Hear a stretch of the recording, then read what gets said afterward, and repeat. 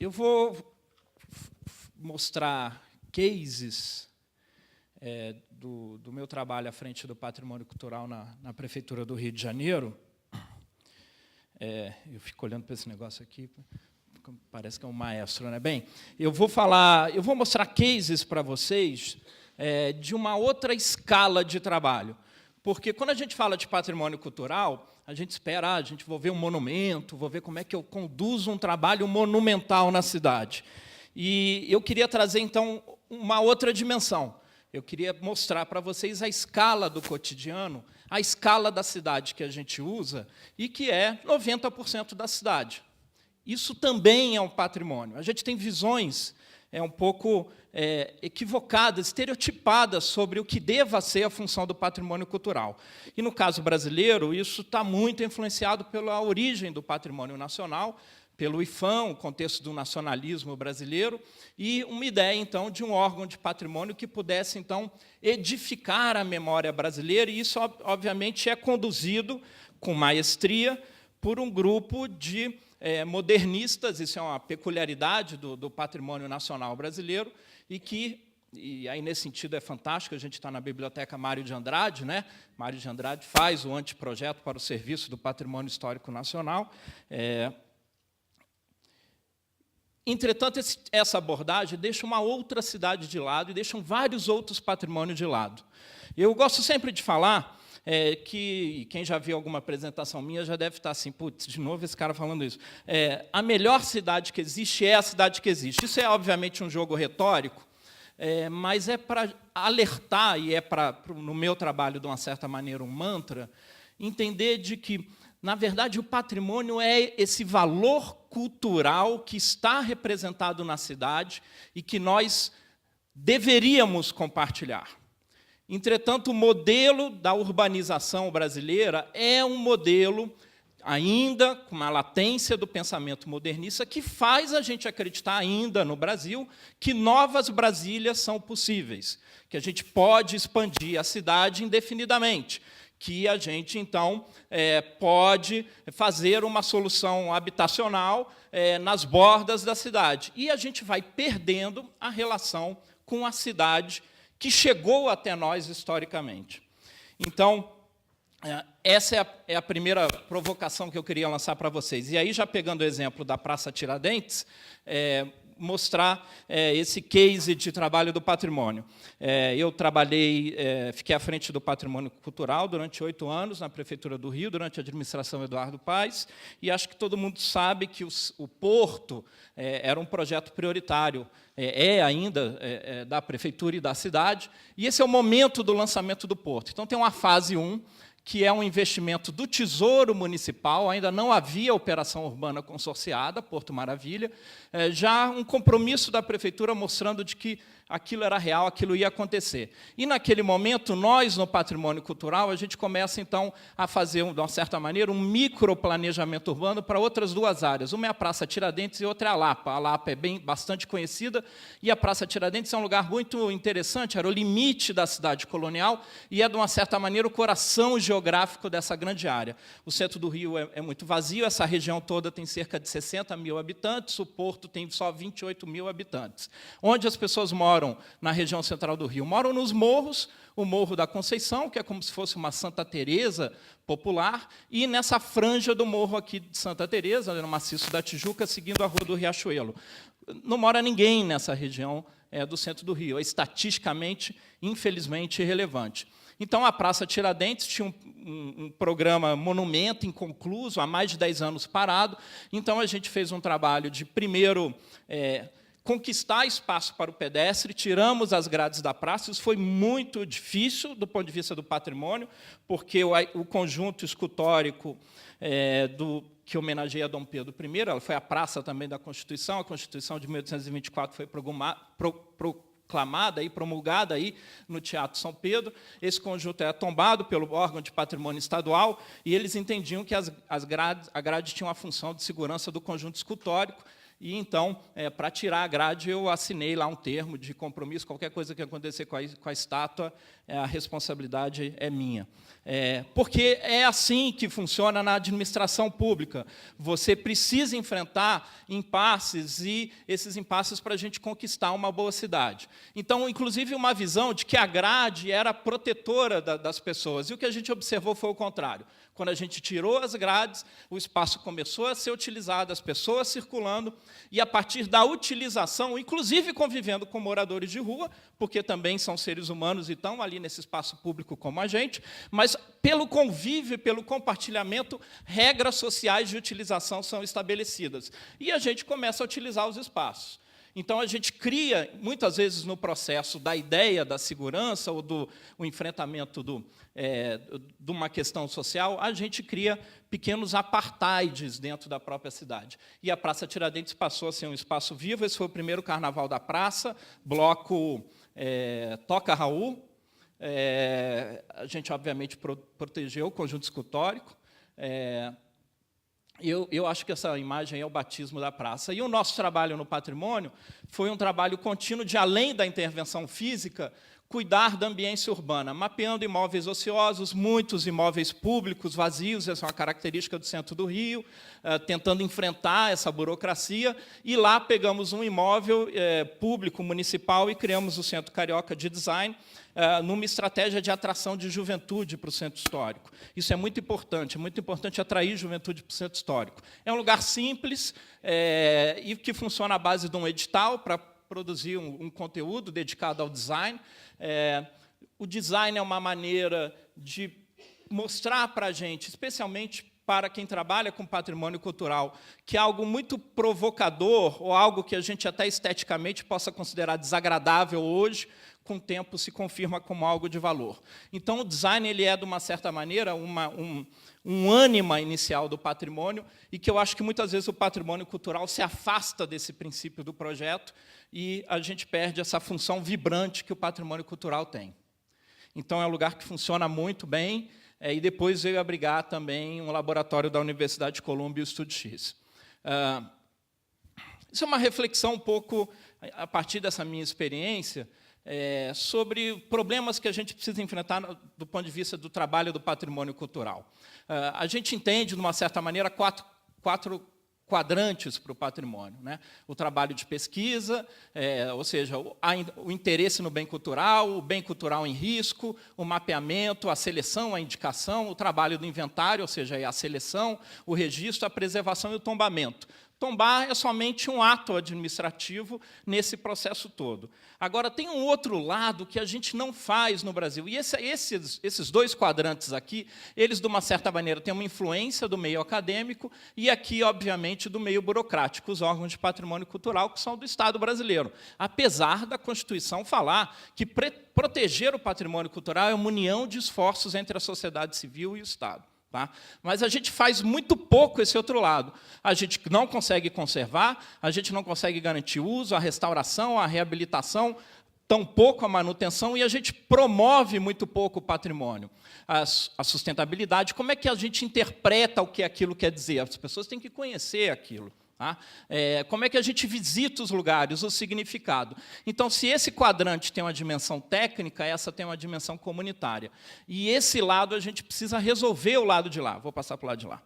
Esse lado a gente precisa resolver, porque está falhando, e a gente começa a criar patrimônios que são insustentáveis. Então, isso sempre foi uma reflexão crítica que eu fazia junto com os meus colegas do patrimônio, e eu acho que a gente precisa mudar. Enfrentando, então, esse quadrante aqui, a gente criou, então, o edital PROAPAC, isso consumiu 3 anos de elaboração e 2 anos de editais, né? Um edital lançado no ano e depois no outro ano. Ou seja, passei mais tempo elaborando e fazendo um corpo legal e um marco regulatório novo do que fazendo a ação em si.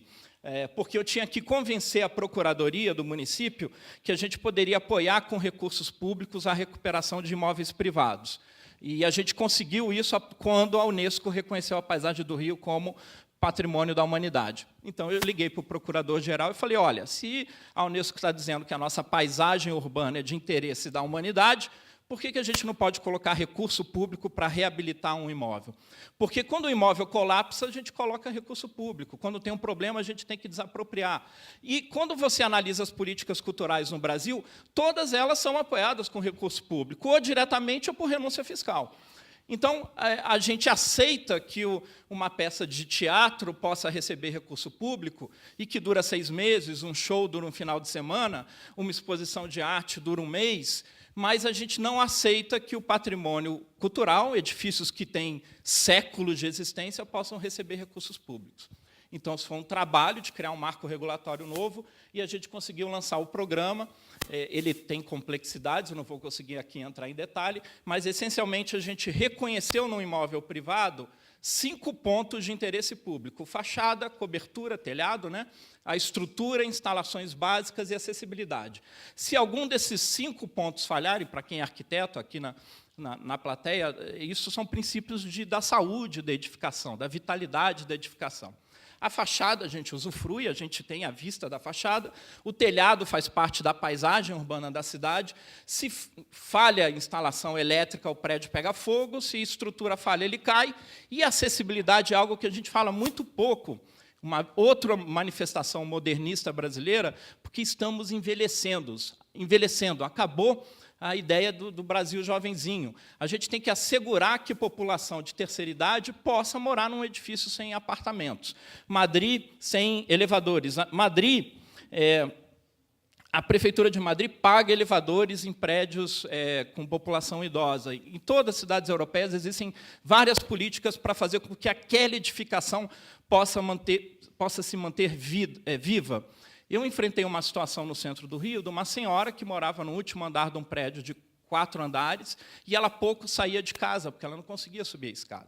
Então, esse é um problema do patrimônio. É muito simples dizer que esse é o problema do dono do imóvel. Esse é um problema dessa união de esforços que a gente precisa resolver. Então, esses 5 pontos podem receber recurso, o edital público, e quem entra no edital são personalidades jurídicas, ou um escritório de arquitetura, ou então de engenharia, e aí a coisa é feita. Então, vou passar rápido, apoiamos 23 imóveis, de todos os tipos, comerciais também, tá? Mas esses daí tinham uma pontuação menor, e também residenciais. Foram 23 imóveis apoiados no centro do Rio, no Porto, com 7 milhões e 300. E nessa rua, Moraes e Vale, por exemplo, 2 imóveis foram apoiados e hoje tem 10 em recuperação, porque a inveja é também uma força urbana. Você faz alguma coisa e diz, pô, quem ele pensa que é para recuperar a casa dele? Eu vou arrumar a minha fachada. E aí as coisas começam a andar. Um outro trabalho que a gente fez é de governança do espaço público. Eu gosto muito dessa ilustração do Leon Krier, que mostra esse lado que eu estou querendo mostrar para vocês. Essa é a res pública, já que a gente começou com os gregos. Então, a gente tem aqui os monumentos, mas a cidade que a gente vive é essa, a res econômica. O meu grego está ótimo, como vocês podem ver. E essa mistura que produz a cidade. A gente vive mais nessa cidade aqui do que nessa. Agora, a gente pouco trata dessa cidade, e na nossa tradição modernista, a gente só quer fazer monumentos. Dividimos o centro histórico em 9 áreas, e a gente usava uma tecnologia muito avançada para cuidar dessa área, que era fazer caminhadas no centro histórico. Então, eu caminhava com os secretários e os responsáveis por agências de serviço público. A gente, então, observava essas coisas que a gente deixa de prestar atenção na cidade e que um arquiteto fica maluco com elas. Faixa de pedestre, a banca de jornal abandonada, não tem rampa. Isso está por aí na cidade. A gente deixa de olhar. Então, a gente precisa reaprender a olhar a cidade. Por que a gente deixa de olhar? Porque a gente está olhando a cidade em expansão. Porque eu quero ir para lá, quero crescer, quero fazer. Quando alguém faz alguma coisa do futuro, ou então maravilha, às vezes a gente vai já fazer coisas impressionantes e a gente deixa de cuidar da cidade que a gente está usando. Então, essa é a Rua Uruguaiana, com uma perspectiva visual, e o mobiliário é implantado bem no meio da Rua da Uruguaiana. Caminhada de manhã, caminhada à noite, e esse trabalho teve uma colaboração da consultoria da Bloomberg Associates, e esse trabalho foi altamente impactante no centro histórico. Então, com uma equipe pequena e um trabalho muito rigoroso de cadastro e de inventário dos problemas, a gente começou a mudar essa área, uma comunicação interna entre os órgãos e um processo de escuta e diálogo com a população. E, num dado momento, eu comecei a usar o WhatsApp, essa porcaria que a gente tem no smartphone, para poder dialogar com muitas pessoas ao mesmo tempo. A gente tem um desafio hoje de base democrática, que é a tecnologia está mudando os nossos modos de pensar e de agir. A gente tem que trazer a tecnologia para a democracia, e eu acho que, de uma certa maneira, aqui, ao tranco e barranco, a gente começou uma coisa interessante usando o WhatsApp para conversar entre os órgãos técnicos, e depois eu abri esse canal para a população. Era uma loucura, mas deu muito certo, porque as pessoas conseguiam reclamar no momento, e eu dizia, vamos resolver amanhã. Não dá para resolver essa semana, mas mesmo quando eu falava que não dava para resolver, você estabelecia uma base de diálogo e confiança. Confiança hoje é a commodity mais valiosa no Brasil. Então, as pessoas mostravam, olha, está um problema aqui na rua, enchente, o esgoto, carro parado, e a gente, então, acionava os órgãos e ia resolver. A gente se dedicou muito ao licenciamento no Centro Histórico, também reunindo o corpo técnico, a gente começou a mapear imóveis vazios e a gente mudou a qualidade de inúmeras áreas. Pequenas urbanizações, mudança da iluminação, um ordenamento, um patrimônio que você coloca o estacionamento na frente, aquela banca que eu mostrei para vocês, aconteceu algum problema ali, recuperação das luminárias históricas, controle e um melhor projeto dos ambulantes. De novo, um lugar que era aqui ambulantes, a gente relocou para abrir esse espaço para o visual verde. Beleza é uma função importante na cidade. Beleza não é uma função menor na cidade. Esse quiosque que estava lá, não vendia nada, a gente abordou ele. Olha, você tem que vender, você tem um mês para vender. A gente descobriu que a planta que ele vendia não era para decorar, era para fumar. Nenhum problema com relação a isso, tá? Vamos deixar bem claro, mas não dá para fazer isso com o alvará da prefeitura. A gente retirou o quiosque, então. Pichação, detalhes. Imagina se na sua casa tivesse uma placa desse tipo. Você ia aceitar ela rabiscada? A gente não deve aceitar na cidade. E aí foi o trabalho, vou passar isso rápido. E é um trabalho que eu digo para vocês que o próprio servidor público acha que é medíocre o trabalho. E eu digo para vocês que isso era apaixonante fazer esse trabalho. Porque você começa, então, a produzir melhorias na cidade, e eu repito que a gente acha que essa é uma dimensão menor da nossa cidade no país. Tá?